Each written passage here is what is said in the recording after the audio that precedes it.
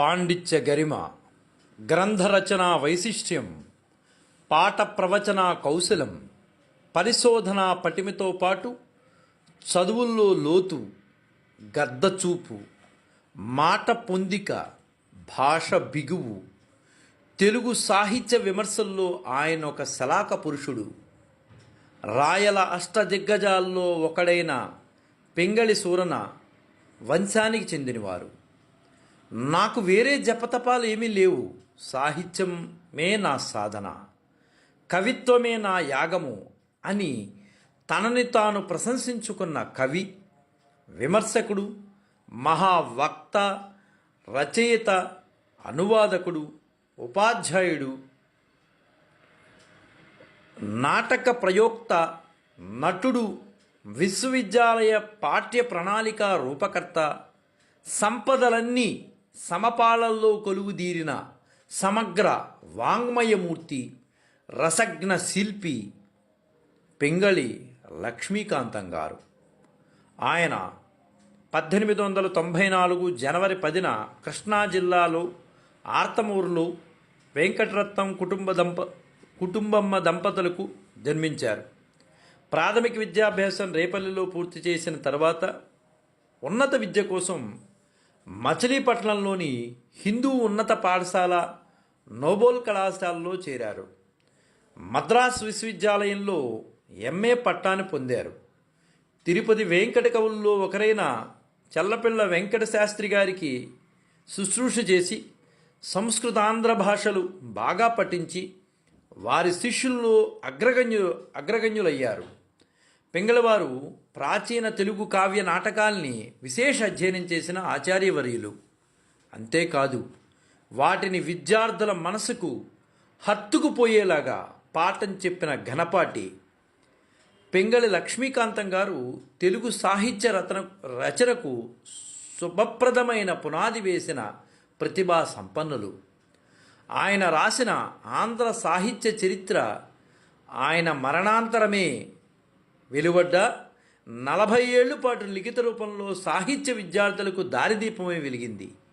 అంటే ఆయన రాసిన ఆంధ్ర సాహిత్య చరిత్ర ఎంత గొప్పదో మనకి తెలుస్తోంది.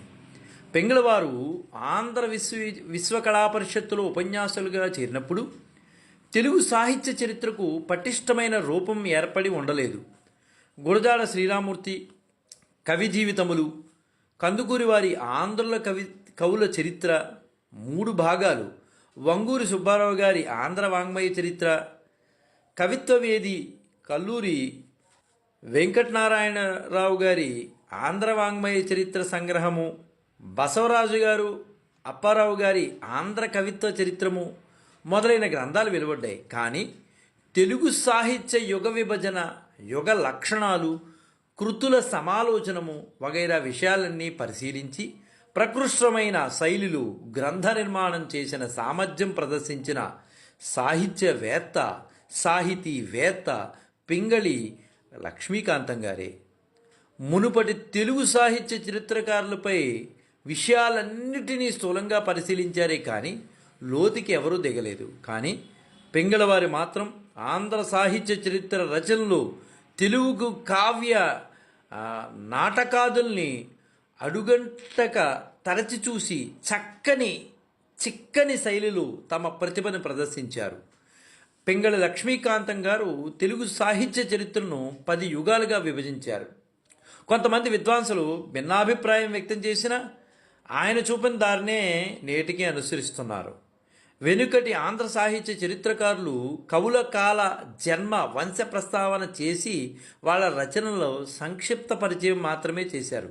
కానీ పింగళవారు అలా కాదు. కవి దేశకాల వంశ పరిచయాలతో పాటు వాళ్ళ కావ్య వైశిష్ట్యాన్ని లోతుగా పరిశీలించి సమీక్షించడం గమనార్హం. నేటికి అదే కొనసాగింపుగా వెళుతోంది. లక్ష్మీకాంతం గారి జీవితంలో అన్ని ప్రత్యేకతలే. ఆయన పుట్టిన తేదీ, పరమపదించిన తేదీలు కూడా 2 ఒకటే. అంటే ఈరోజు ఆయన పుట్టినరోజు, అదేవిధంగా ఆయన పరమపదించిన రోజు. జన్మదినం, వర్ధంతి 2 కూడా ఆ మహానుభావుడిది ఒకే రోజు.